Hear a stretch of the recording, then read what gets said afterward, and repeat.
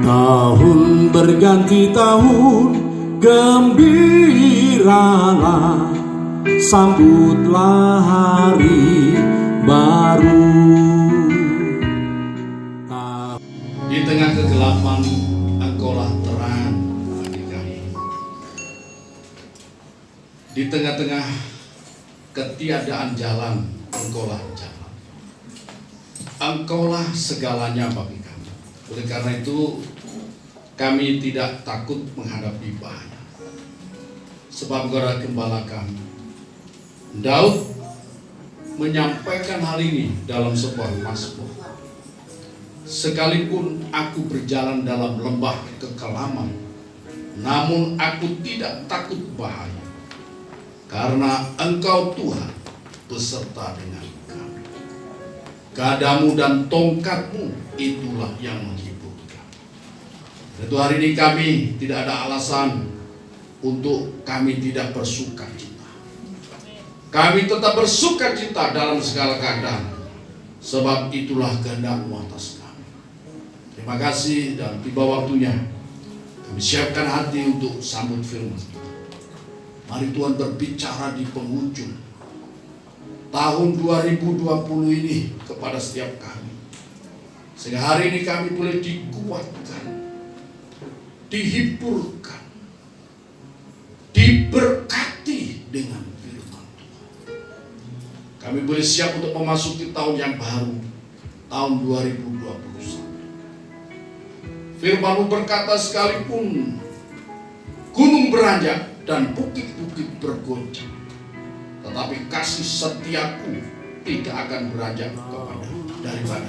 Karena itulah kami tetap bersuka cita dalam Engkau. Bicara pada kami tentang hari ini, baik kepada umat Tuhan yang hadir dalam ibadah ini, di tempat ini, maupun kepada umat Tuhan yang hari ini mengikuti siaran ibadah ini. Terima kasih Bapa surga, kami sambut firman-Mu dengan sukacita. Urapan-Mu kiranya turun atas hamba seluruh umat-Mu. Dalam nama Yesus, haleluya. Amin. Amin. Silakan kembali. Shalom Ibu Bapak. Ya. Tapi puji nama Tuhan hari ini, ya, kapanpun bahkan setiap anak Tuhan, firman Tuhan perintahkan kepada kita bersukacitalah senantiasa dalam Tuhan. Amin.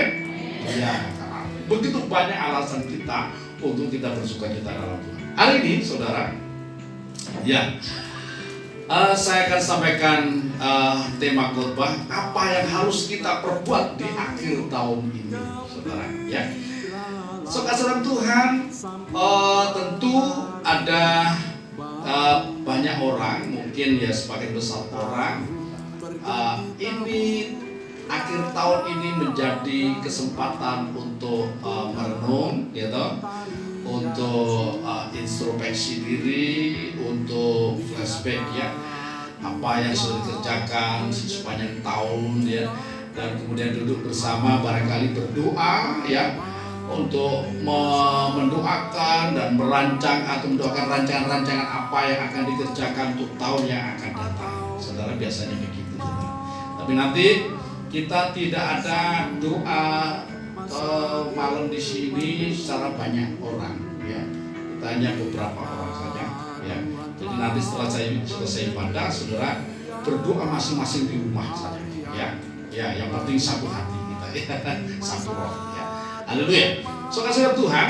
Nah, sekarang apa yang harus kita kerjakan di akhir tahun ini untuk kita memasuki tahun baru, tahun 2021. Tahun yang tentu penuh dengan tantangan yang ada di depan ini. Kita sudah terbiasa dengan keadaan, dengan jargon new normal, ya, keadaan normal yang baru, kata Tuhan, ya. Nah, yang pertama, saudara kasih Tuhan, saya minta seluruh jemaat Tuhan untuk mengingat kebaikan Tuhan. Untuk itu saya ajak jemaat Tuhan untuk membuka Mazmur 103 ayat 1 sampai 5. Saya akan bacakan. Mazmur 103 pujilah Tuhan hai jiwaku. Dari Daud, pujilah Tuhan hai jiwaku, pujilah namanya yang kudus hai segenap batinku. Pujilah Tuhan hai jiwaku, dan janganlah lupakan segala kebaikan. Dia yang mengampuni segala kesalahanmu, yang menyembuhkan segala penyakitmu. Dia yang menebus hidupmu dari lubang kubur, yang memahkotai engkau dengan kasih setia dan rahmat. Dia yang memuaskan hasratmu dengan kebaikan, sehingga masa mudamu menjadi baru seperti pada burung raja. Saudara, hal yang pertama yang saya sampaikan dalam pemberitaan firman pada hari ini, saya ajak seluruh umat Tuhan supaya kita mengingat kebaikan Tuhan. Saya tidak tahu apa yang saudara alami sepanjang tahun ini dengan secara rinci. Kalau ditimbang-timbang, duka citanya lebih banyak mana, duka citanya atau sukacitanya? Saya juga tidak tahu. Ya, harapan saya apapun yang terjadi bersukacitalah tetap ya. Ya, tahun 2020 lebih banyak berkatnya atau lebih banyak masalahnya? Saya juga tidak tahu satu persatu yang saudara alami. Ya, itu menjadi rahasia pribadi hidup saudara. Ya, tapi apapun masalah yang saudara terima, saudara alami sepanjang tahun 2020 ini, katakan bersama-sama, Tuhan itu baik. Katakan kepada diri kanan saudara, Tuhan itu baik. Itu keputusan daripada Daud, ya.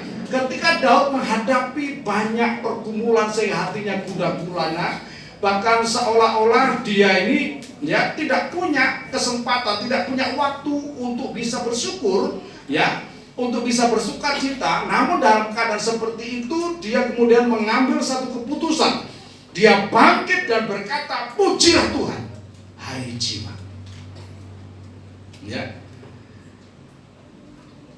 Pada ayat yang berikutnya, ya, janganlah, pada ayat yang kedua, dan janganlah lupa kebaikannya. Haleluya.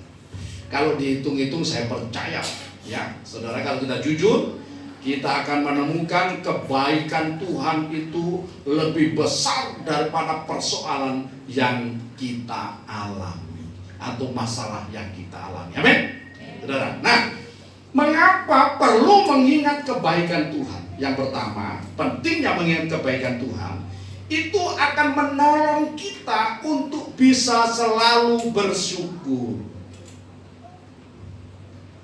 sehingga hidup ini tidak berat. Kalau kita menerima segala sesuatu dengan ucapan syukur, maka hidup ini tidak berat. Hidup ini rasanya, ya, satu kenikmatan kalau kita terima segala sesuatu dengan ucapan syukur. Sekasih Tuhan, ya. Dan nasihat Rasul Paulus kepada jemaat di Tesalonika, ya, ini nasihat yang sangat baik sekali dalam 1 Tesalonika pasal yang kelima ayat yang ke-18. Saya akan bacakan, mengucap syukurlah dalam segala hal, sebab itulah yang dikehendaki Allah di dalam Kristus Yesus bagi kamu. Ada begitu banyak orang bertanya, Pak, apa sih sebenarnya kehendak Allah dalam hidup saya ini? Apa yang harus saya lakukan? Sederhana sebenarnya. Ya, hari ini saudara sudah mengerti, mendengar apa kehendak Allah untuk saudara lakukan dalam hidup ini. Apa saudara? Mengucap syukurlah. Katakan pada kiri kanan saudara, mengucap syukurlah, sebab itulah kehendak Allah. Ya, mengucap syukurlah, sebab itu kehendak Allah untuk kita lakukan, saudara. Dan mengucap syukur ini besar manfaatnya untuk kehidupan kita. Ya, itu akan menurunkan tensi yang punya, ya, yang punya tensi darah yang cenderung tinggi, saudara. Kalau saudara terima segala satu ucapan syukur, itu bisa menstabilkan tensi darah saudara. Haleluya. Jangan salahkan kambing terus, ya. Kambing terus disalahkan, padahal kambing juga tidak bikin masalah, saudara, ya. Ya, haleluya, saudara dalam Tuhan ya. Dan kemudian menurunkan tensi kemarahan. Ya. Kenapa orang gampang emosi, gampang marah? Karena kurang bersyukur. Ya. Pulang ke rumah, ya, lihat istri. Nah, ini yang bapak-bapak, ya, yang bapak-bapak. Lihat istri, ya, kok istriku ini sekarang begini? Sudah cerewet, ya.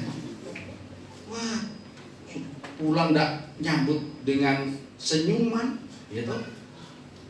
Belum mandi lagi, ya.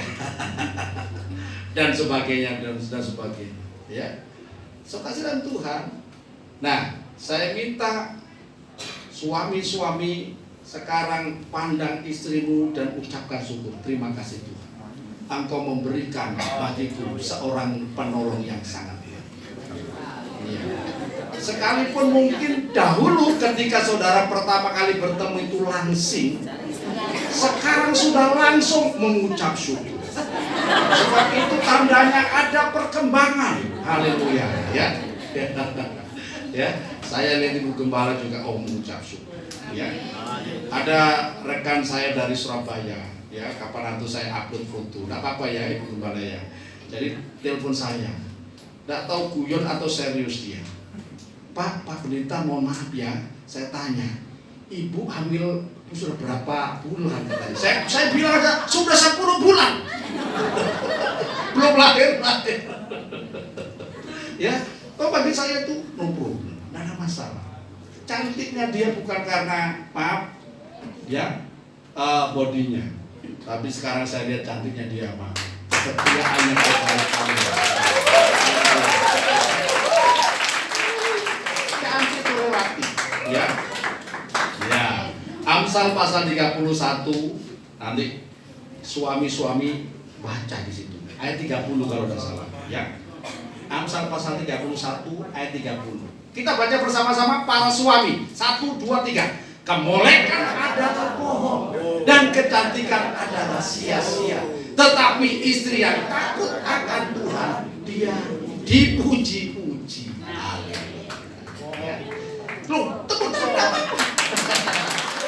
Istri yang takut akan Tuhan dipuji-puji. Saudara. Tapi suami yang takut akan istri itu masalah. Saudara dalam Tuhan, ya. Nah, jadi mengucap syukur akan menolong kita untuk kita ini bisa lebih baik, hidup lebih baik. Kemudian, saudara, dengan mengingat kebaikan Tuhan, yang kedua akan menolong kita untuk selalu dapat bersukacita. Orang yang bisa bersyukur akan meningkat, ya, levelnya akan meningkat menjadi sukacita, ya. Dan sukacita itu berkat yang luar biasa. Haleluya, kasih Tuhan. Karena itu Rasul Paulus juga memerintahkan kepada jemaat di Filipi, ya, jemaat di Filipi itu jemaat yang banyak mengalami pergumulan. Rasul Paulus mengingatkan dalam Filipi pasal 4 ayat yang keempat. Ayo kita baca bersama-sama. Filipi pasal 4 ayat yang keempat ini, 2, 3. Bersukacitalah senantiasa dalam Tuhan. Sekali lagi ku katakan bersukacita. Mungkin saudara berkata, Pak, Ken bisa bersukacita, Pak. Ya, hari ini loh Pak, saya ini bisa datang ibadah itu sudah merupakan berkat luar biasa. Sebenarnya tadi itu pergumulan luar biasa. Mau berangkat, lihat dompet, isinya cuma, ya. Nah kalau dulu Pak Timurah bawa golok, ya, ya. Sekarang ini saya lupa gambarnya uang 1.000 apa, ya. Oh berarti Pak Gembala tidak pernah punya uang 1.000. Oh sering saudara, cuma saya lupa lihat gambarnya, ingat gambarnya. Ya. Jadi bukan karena alasan dompet saudara kosong, saudara tidak bisa bersukacita. Firman Tuhan katakan apapun keadaan saudara, bersukacita. Karena di dalam Tuhan saudara mendapatkan kasih karunia yang sangat besar. Bahkan hari ini saudara berada di tempat ini, saudara berada di tempat yang tepat. Ya, karena apa? hari ini di penghujung tahun ini Tuhan ada di sini. Amin. Ya, amin, saudara. Ya, kalau seandainya hari ini Pak Gubernur Bali hadir di sini, oh saudara senang banget. Tapi saya kasih tahu, yang hadir di sini malam hari ini, ya lebih daripada Pak Gubernur, lebih daripada Pak Presiden, yaitu apa? Tuhan Yesus hadir di sini. Tepuk tangan untuk Tuhan kita. Saudara Tuhan, sukacita itu merupakan obat yang manjur. Ya, hati yang gembira adalah obat. Amsal pasal 17 ayat 22. Ya, hati yang gembira itu adalah obat yang manjur, saudara. Hari ini seluruh dunia sedang bergumul melawan melawan COVID-19. Orang yang imunnya kuat, ya, imunnya bagus, akan lebih mampu untuk melawan ya virus ini. Bagaimana cara meningkatkan imun dalam tubuh ini? Salah satunya kalau saudara penuh sukacita. Orang yang bersukacita, apa hormon apanya itu meningkat ya? Itu untuk meningkatkan daya kekebalan tubuh ini untuk melawan virus-virus yang masuk dalam tubuh. Saudara, selain daripada memang kita ini dalam perlindungan kuasa darah Kristus Yesus. Haleluya, ya. Kemudian yang berikutnya, saudara, ya, dengan mengingat kebaikan Tuhan akan memelihara dan menjaga iman kita masing-masing. Ini penting, saudara, ya. Sebab iman itu adalah modal. Katakan kepada kita, saudara, iman itu modal. Modal.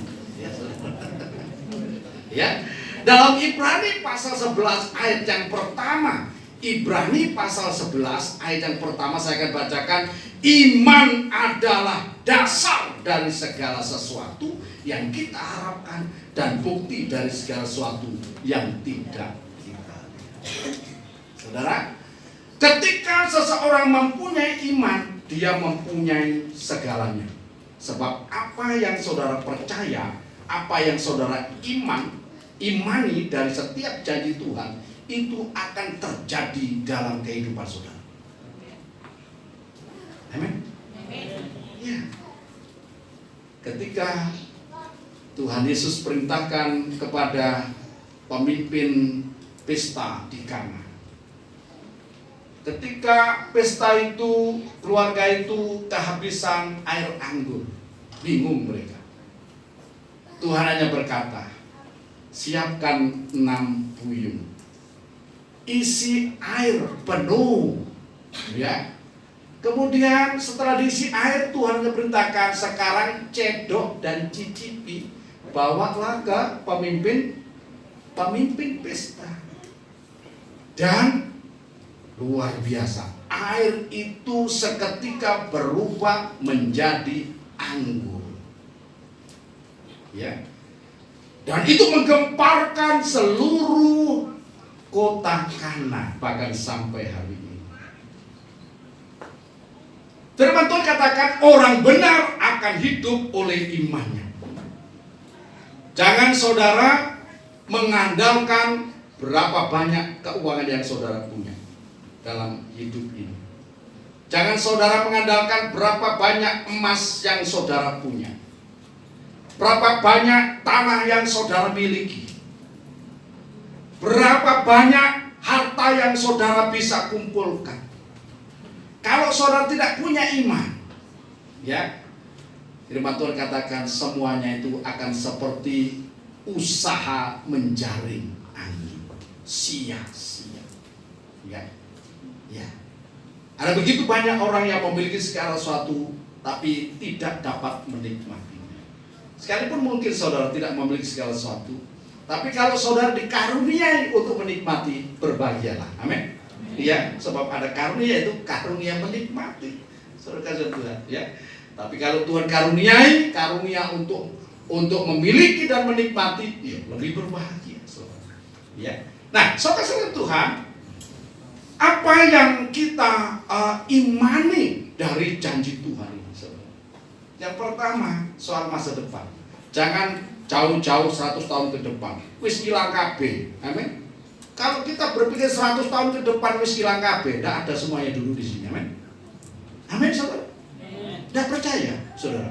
Coba nanti, kalau tidak percaya, ingat perkataan saya, 100 tahun ke depan. Ya, kita tidak ada semua dulu di sini. Oh, cuma medeni-medeni, Pak. Bukan medeni-medeni, ini fakta. Amin. Pasti generasi berikutnya yang akan ada di sini. Haleluya. Sekasih Tuhan. Nah, janji Tuhan tentang apa? Tentang masa depan. Masa depan kapan? Besok.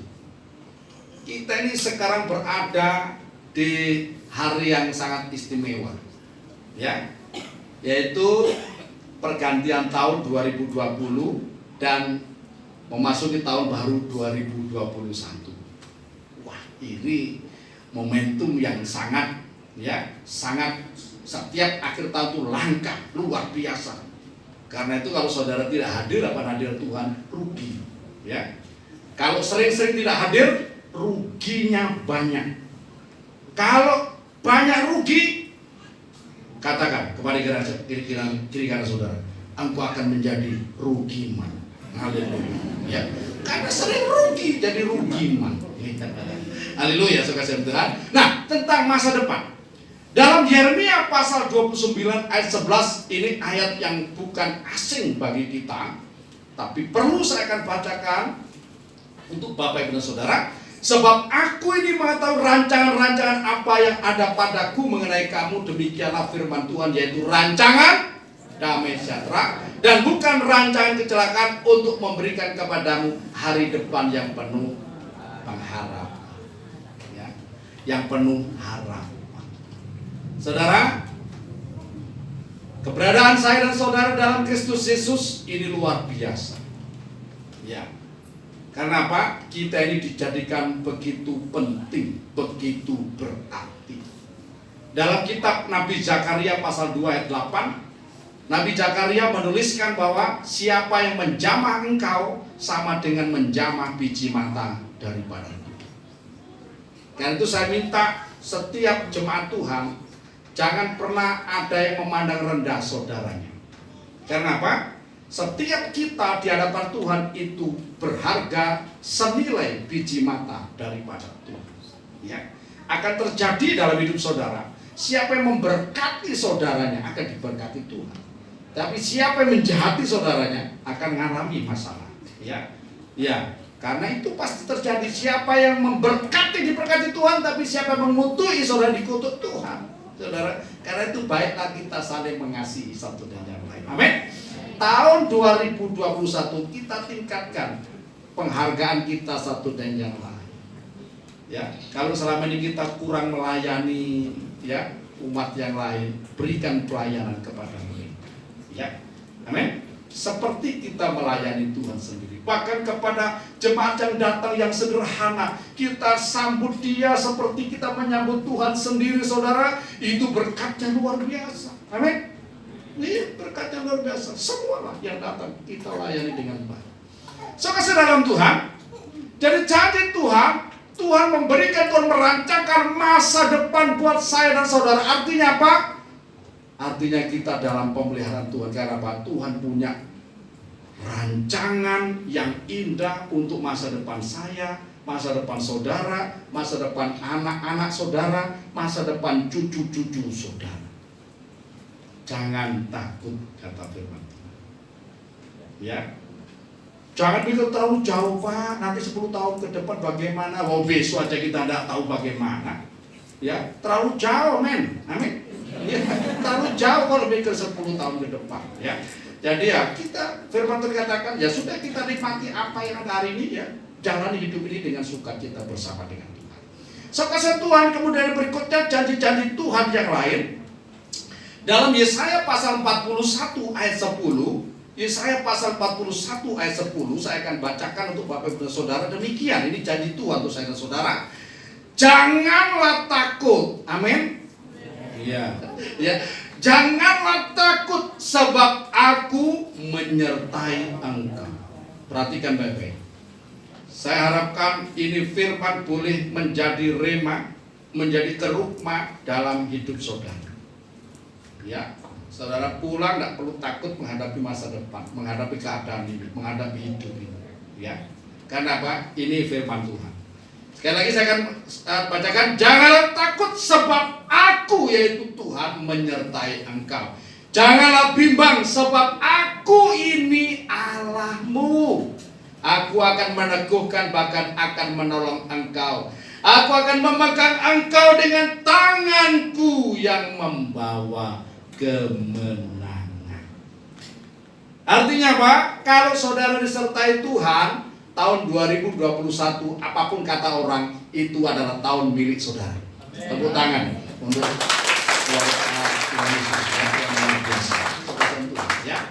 Ya. Karena Tuhan yang berjanji ini pasti akan ditepatinya. Yesaya pasal 46 ayat yang keempat, ya. Saya akan bacakan demikian, janji Tuhan bagi saya dan bagi saudara. Sampai masa tuamu aku tetap diam, dan sampai masa putih rambutmu aku menggendong kamu. Aku telah melakukannya dan mau menanggung kamu terus. Aku mau memikul kamu dan menyelamatkan kamu. Sampai memutih rambutmu. Tapi puji Tuhan, firman ini melindungi saya. Saudara, ya. Kalau di sini berkata misalkan sampai habis rambutmu, wah, ya saudara, tidak ada masalah. Saudara, kalau itu memang begitu, ya itu janji Tuhan. Amin. Haleluya, sobat Tuhan. Sampai memutih rambutmu, sampai sampai masa tuamu aku tetap dia. Ada banyak orang yang bimbang, gelisah menghadapi hari tua. Kalau nanti aku tua bagaimana? Kira-kira anak-anakku ini sayang enggak sama aku, peduli enggak sama aku, ya. Gereja kira-kira peduli enggak sama aku. Ya, pokoknya macam-macam, saudara. Ya. Karena masa tua ini pasti kita akan alami, amin. Ketika kita sudah tua, kita tidak sekuat sekarang, ya, ya, tidak secantik sekarang bagi ibu-ibu, tidak seganteng sekarang, ya, bagi bapak-bapak, ya, tak? Ya. Nah, firman Tuhan katakan, jangan takut ketika saudara memasuki usia ini. Sebab apa? Firman Tuhan berkata, ya. Sampai masa tuamu aku tetap dia. Artinya apa? Tuhan tidak akan pernah membiarkan dan tidak akan pernah meninggalkan saudara. Tuhan punya cara untuk memelihara orang-orang yang mengasihi dia bahkan sampai masa tua sekalipun. Sampai masa putih rambut saudara, Tuhan menggendong. Haleluya. Iya. Nah, ini luar biasa janji Tuhan.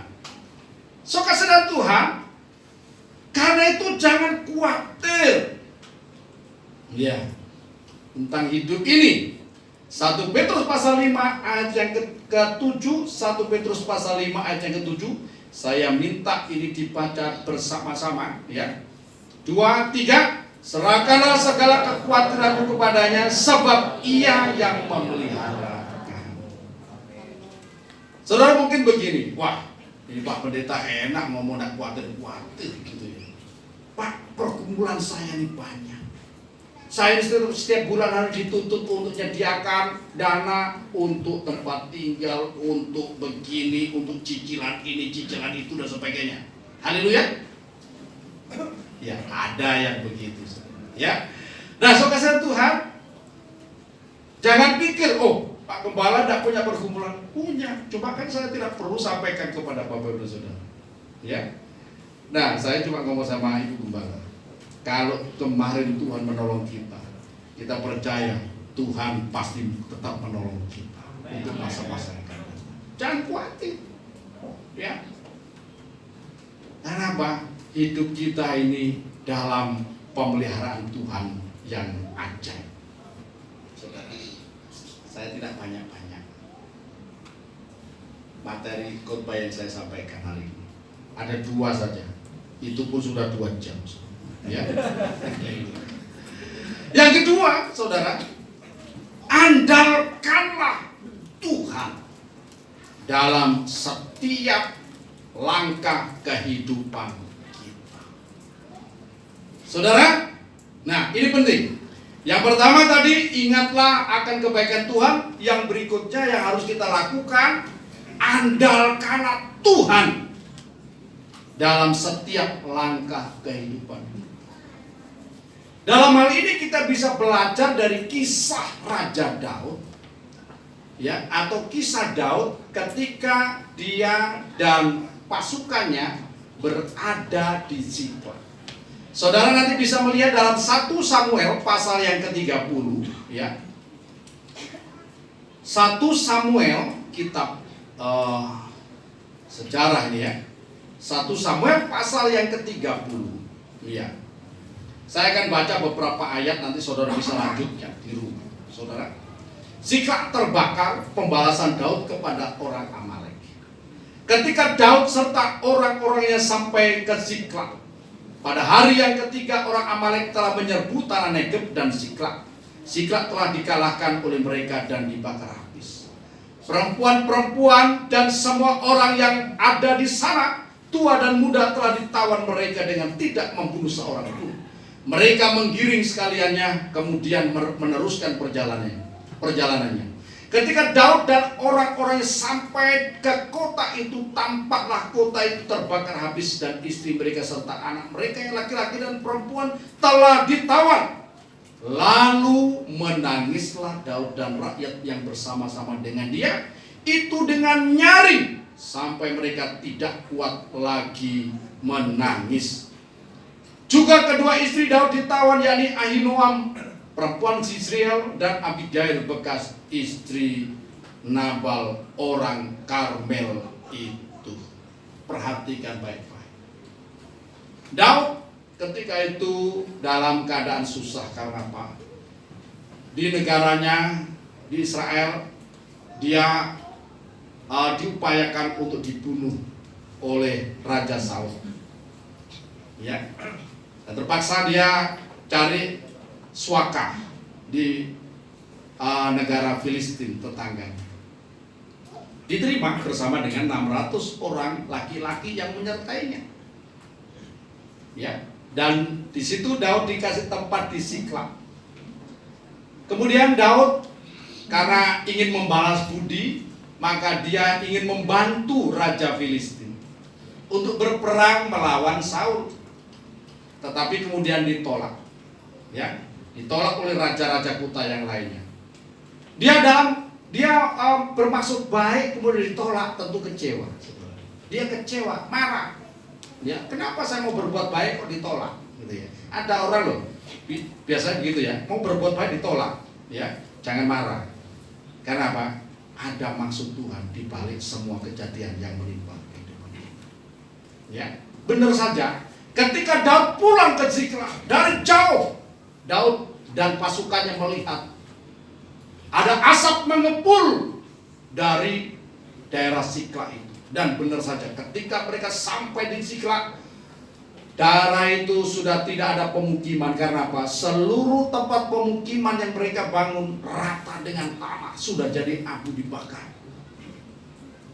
Dan celakanya Daud tidak tahu siapa yang melakukan ini, kemana ini, semua keluarganya ditawan, tidak tahu.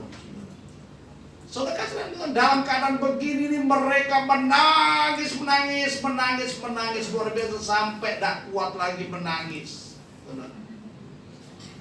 Mungkin saudara pada tahun 2020 saudara mengalami kondisi seperti ini. Banyak cucuran air mata.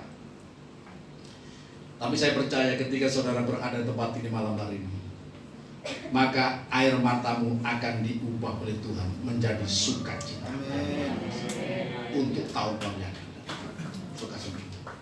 Nah, saudara, kemudian yang dilakukan oleh Daud ketika dalam keadaan terjepit demikian, saudara, tidak tahu apa yang dilakukan, dia tidak putus asa. Ada orang loh, ketika begitu putus asa.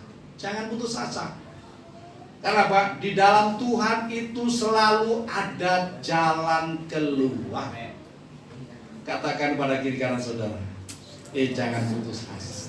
Ya, ya, di dalam Tuhan selalu ada jalan keluar. Bahkan pencobaan-pencobaan yang kau alami tidak melampaui kekuatanmu. Pada waktu kau dicobai, Tuhan itu pasti akan memberikan jalan keluar. Ya, dan kau akan sanggup untuk menanggung semua persoalan hidup. Dan kau akan keluar sebagai pemenang. Ketika kau keluar sebagai pemenang, kau akan pasti bersukacita luar biasa. Gitu ya. Sukacitanya itu di ending itu luar biasa. Saudara, nah, kemudian Daud mengandalkan Tuhan. Dalam kitab Yeremia, Nabi Yeremia pasal 17 ayat yang ke-5 sampai ayat yang ke-8, ayat 5 sampai ayat yang ke-6, Yeremia pasal 17, di sana dikatakan, beginilah firman Tuhan, terkutuklah orang yang mengandalkan manusia, yang mengandalkan kekuatan sendiri, dan yang hatinya menjauh daripada Tuhan. Kemudian lanjut ayat 5, ayat 6, ya, ia akan seperti semak bulus di padang belantara.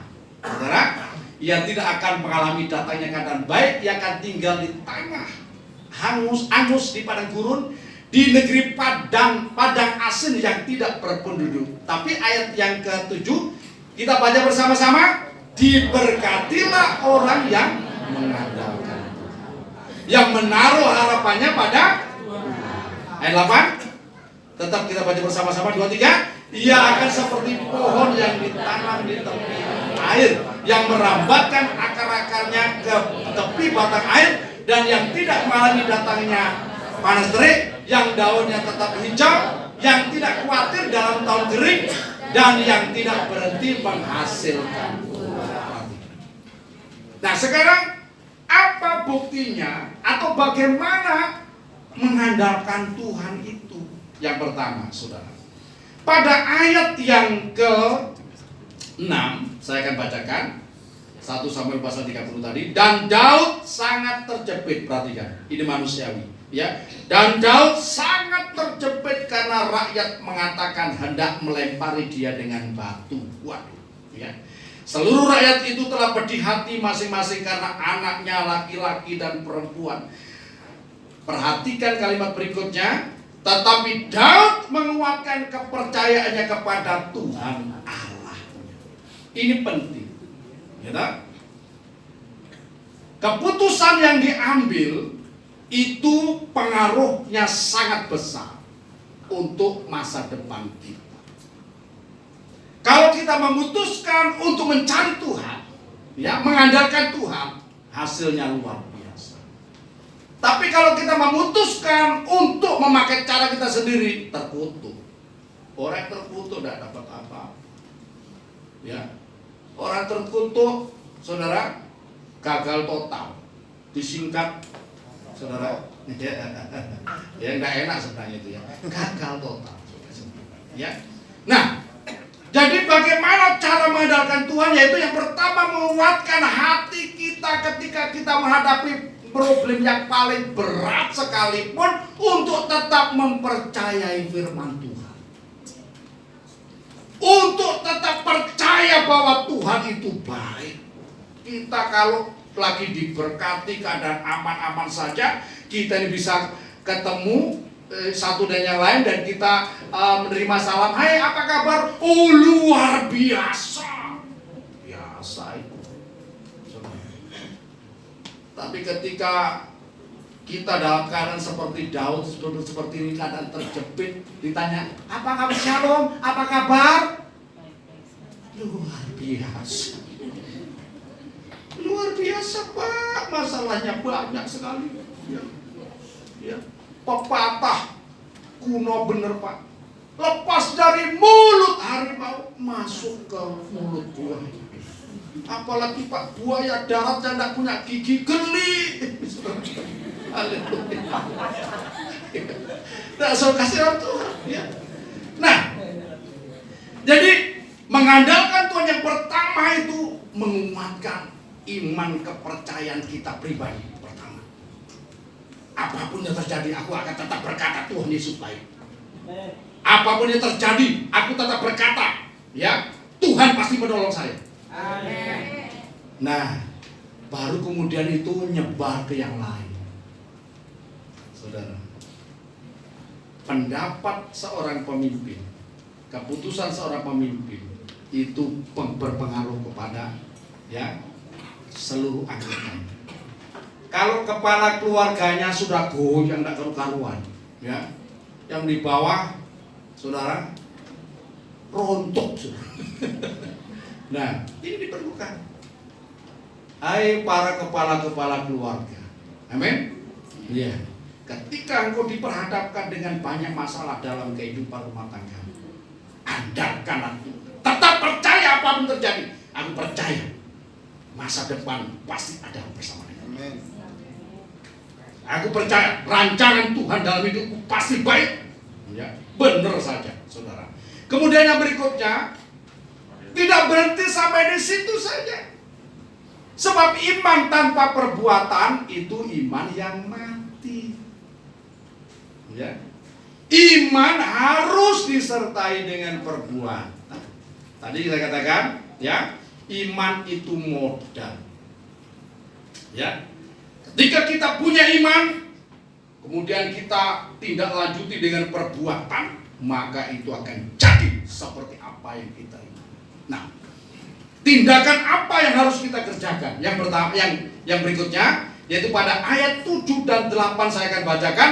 Lalu Daud memberi perintah kepada Imam Abiatar bin Ahimelek, bawa efod itu kepadaku. Maka Abiatar membawa efod itu kepada Daud. Kemudian bertanyalah Daud kepada Tuhan, katanya, haruskah aku mengejar gerombolan itu?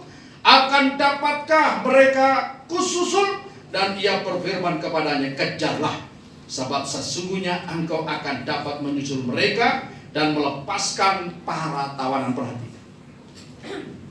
Langkah berikutnya yaitu apa? Mencari Tuhan. Jangan mencari yang lain dulu. Cari Tuhan. Ketika engkau menghadapi masalah, hari ini mungkin ada yang menghadapi masalah. Tapi kalau saudara hari ini hadir, itu berarti saudara telah mengambil keputusan yang tepat. Di akhir tahun ini, di hari yang terakhir, jam-jam terakhir tahun 2020, saudara mengambil keputusan tepat mencari Tuhan.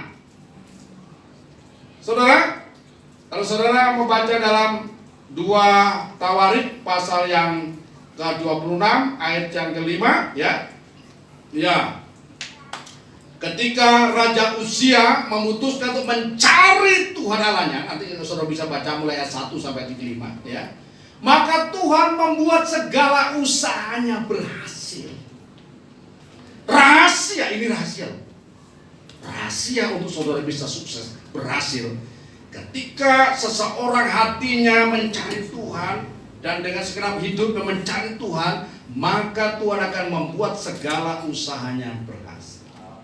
Sekalipun 1000 orang rebah di sisi kirimu, 10.000 orang rebah di sisi kananmu, firman Tuhan akan digenapi, engkau akan tetap tegak berdiri. Ini akan terjadi dalam hidup.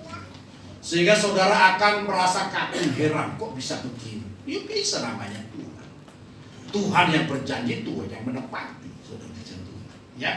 Nah, saudara Tuhan, dalam Yesaya pasal 55, Yesaya pasal 55 ayat 6 sampai berikutnya saya akan bacakan. Carilah Tuhan selama ia berkenan ditemui, berserulah kepadanya selama ia dekat. Baiklah orang fasik meninggalkan jalannya dan orang jahat meninggalkan rancangannya. Baiklah kembali kepada Tuhan, maka dia akan mengasihinya, dan kepada Allah kita, sebab ia memberi pengampunan dengan limpahnya. Ayat 8 kita baca bersama-sama, 2, 3.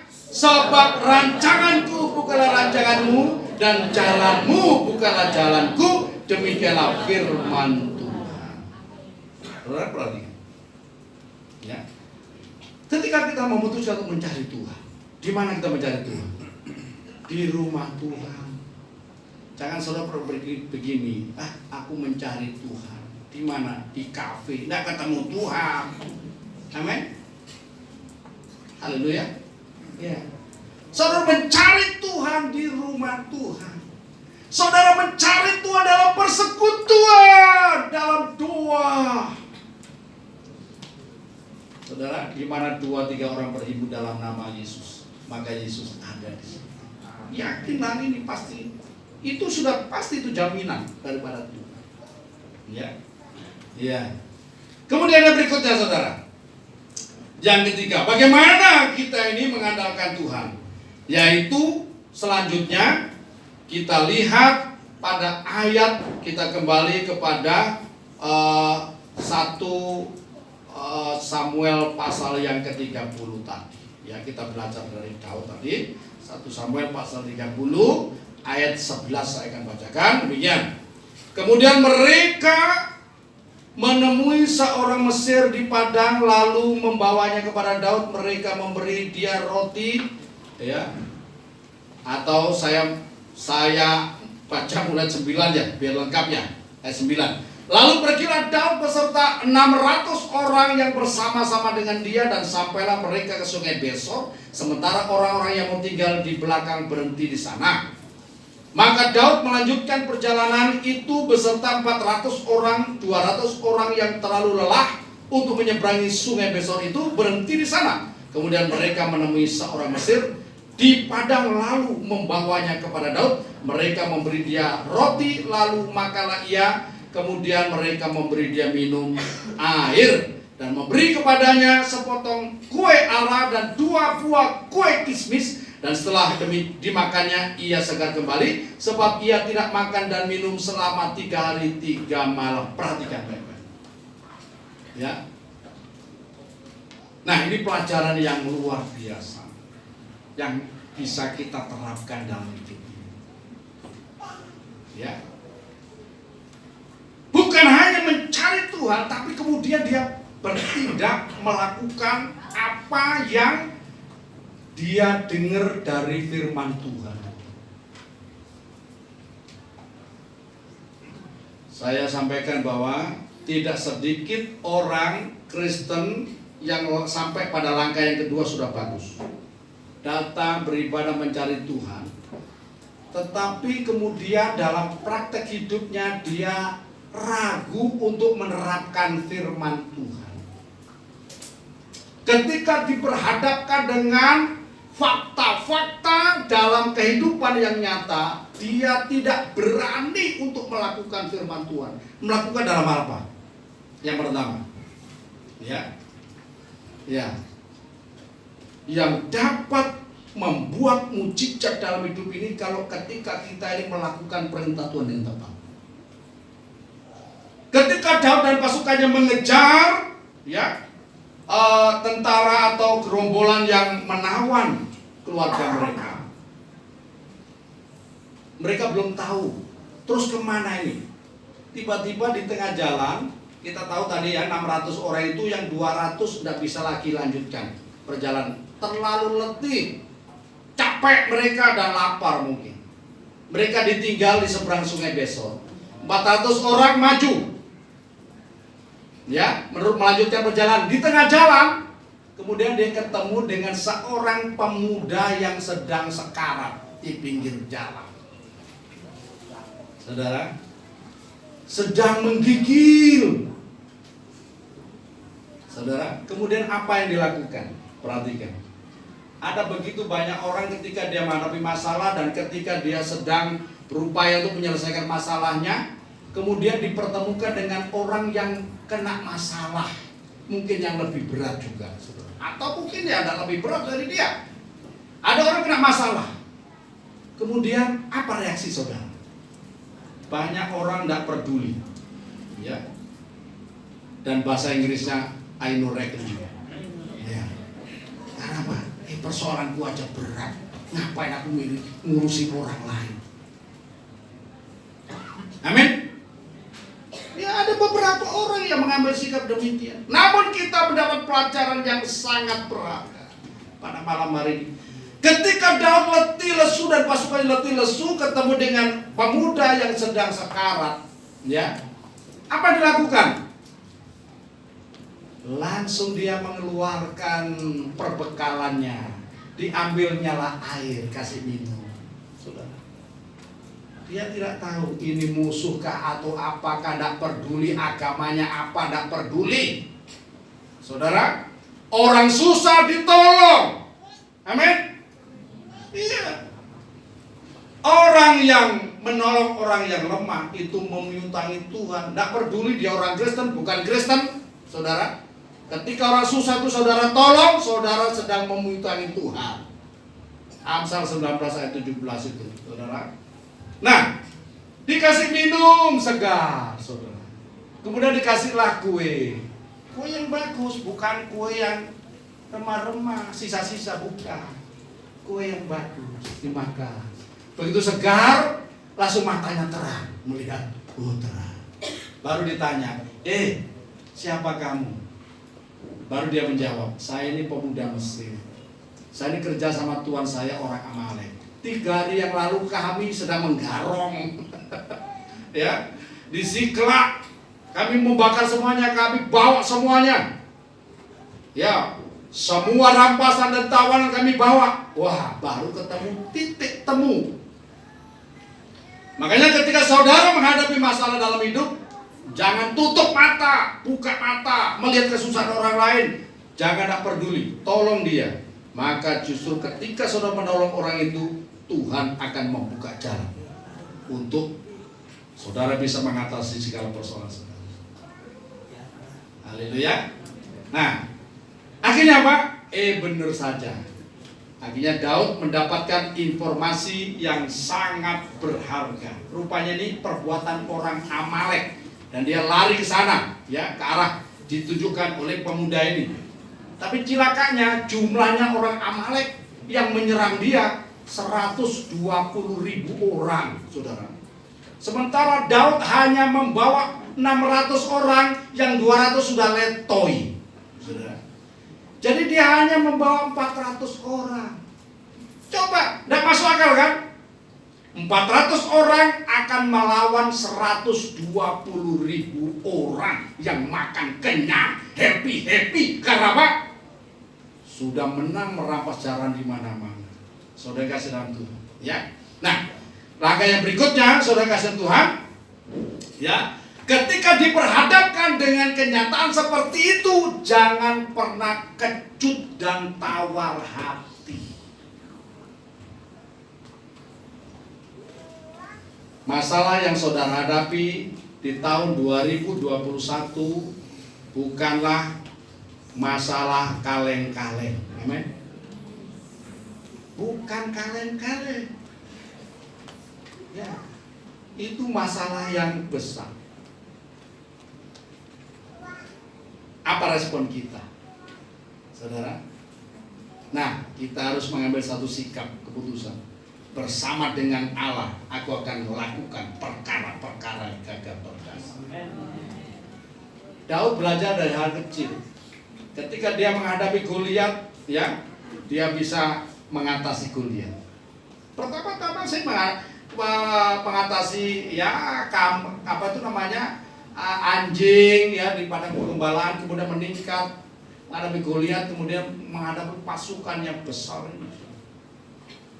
Ya, Tuhan melatih kita dari hal kecil-kecil.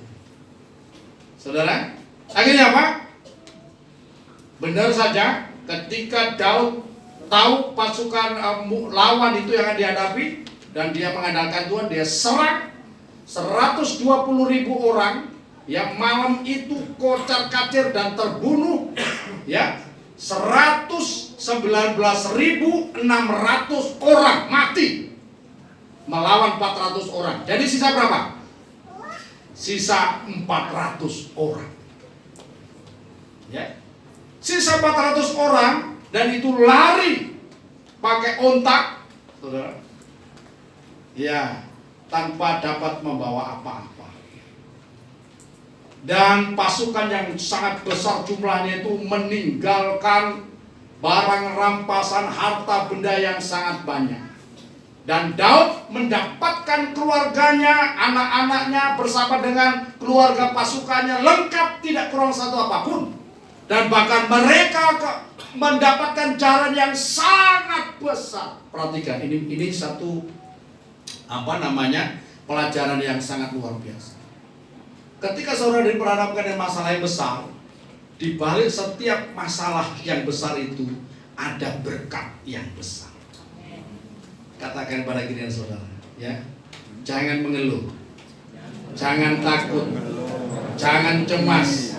Di balik masalahmu ada berkat yang besar. Kalau saudara hanya maunya menghadapi lawan yang kaleng-kaleng, yang ecek-ecek, maka berkatnya juga ecek-ecek. Amin. Iya. Karena itu jangan takut saudara. Karena kita punya Allah yang luar biasa. Yang terakhir, saudara. Kemudian apa yang dilakukan ketika seorang menerima berkat yang besar? Saudara perhatikan, ya. Pada ayat yang berikutnya, ya, ayat yang ke-21 atau ayat 20, ya, ayat 20 sampai ayat berikutnya saya akan bacakan. Daud mengambil segala kambing, domba dan lembu semuanya itu digiring mereka di hadapannya serta berkata, inilah jarahan Daud.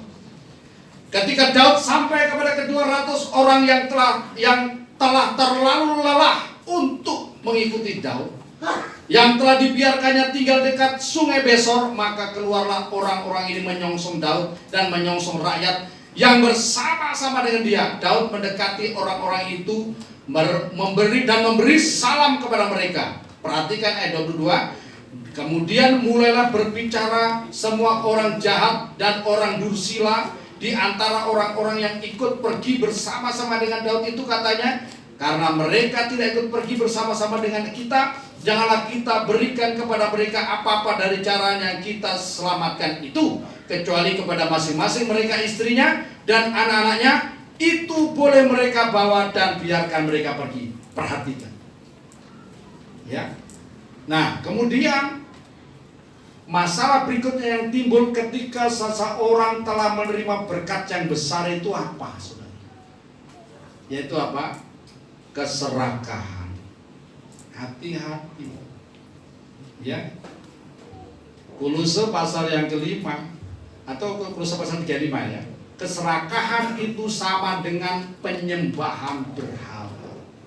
Saudara mungkin tidak nyembah patung, tapi saudara memiliki hati yang serakah, maka sama dengan menyembah berhala.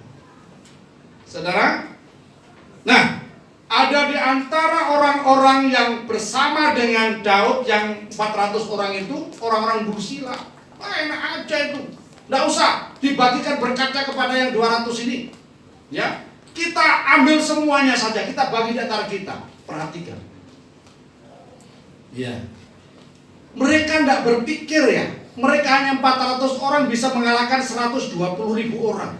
Kalau bukan karena Tuhan, tidak mungkin mereka bisa mengalahkan jumlah pasukan yang besar itu. Saudara, ya, jangan pernah berpikir bahwa semuanya ini karena kehebatan saya. Kalau kita berpikir demikian, maka kita akan cenderung menjadi orang yang tidak bisa berpikir yang baik, tidak bisa dipakai oleh Tuhan, tidak bisa berbagi dengan yang lain. Kecenderungannya, saudara, kita akan cenderung menjadi orang yang, ya, memikirkan diri sendiri, egosentris, egoisnya tinggi. So, kasih Tuhan, ya. Tapi puji nama Tuhan, Daud akhirnya dia membuktikan dia adalah seorang pemimpin yang baik, ya. Dia bukan hanya meyakinkan anak buahnya untuk bisa berbagi dengan mereka yang, ya, saudara, mereka yang tidak ikut berperang, tetapi kemudian ia membagi jarahannya kepada para tua-tua Israel, membagi berkatnya, mengembalikan 1/10 yang menjadi milik Tuhan, kemudian memberikan, bahkan memberikan apa itu namanya, apa-apa yang mereka telah terima dari Tuhan, saudara kasih Tuhan, ya, dibagi kepada para penatua-penatua yang lain. Saudara kasih Tuhan, ketika kita bermurah hati, maka hidup ini akan happy. Tapi kalau kita mulai hidup untuk diri sendiri, maka itu akan masalah, jadi masalah dalam hidup. Nah, malam hari ini yakinlah bahwa Tuhan punya rancangan yang indah untuk kehidupan saudara, untuk masa yang akan datang. Ya, jangan takut, jangan khawatir, jangan cemas, sebab Tuhan yang sudah menyatakan janjinya seperti apa yang sudah sampaikan pada saudara pada malam hari ini. Ya. Kemudian yang berikutnya saya mesti berpesan, andalkanlah Tuhan dalam semua. Tantangan yang kita hadapi ke depan bukan tantangan yang ringan, bukan yang eceh-eceh, itu tantangan yang serius. Tapi jangan takut. Bersama dengan Tuhan, saudara bukan hanya cakap menanggung segala persoalan saudara, tapi saudara akan juga melakukan pekerjaan-pekerjaan. Tidak ada seorang pun yang dapat bertahan menghadapi saudara hidup saudara ini. Karena Tuhan akan berperangkat engkau dan engkau akan menerima segala berkat. Yang percaya Tuhan Yesus berikan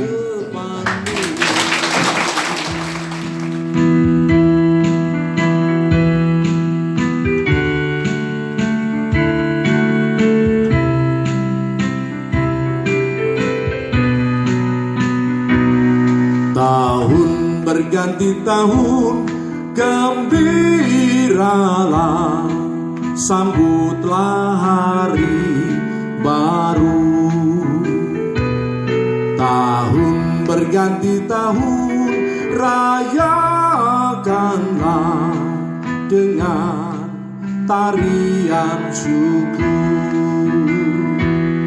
Lihatlah, Tuhan telah menyediakan hari yang baru bagi masa depan.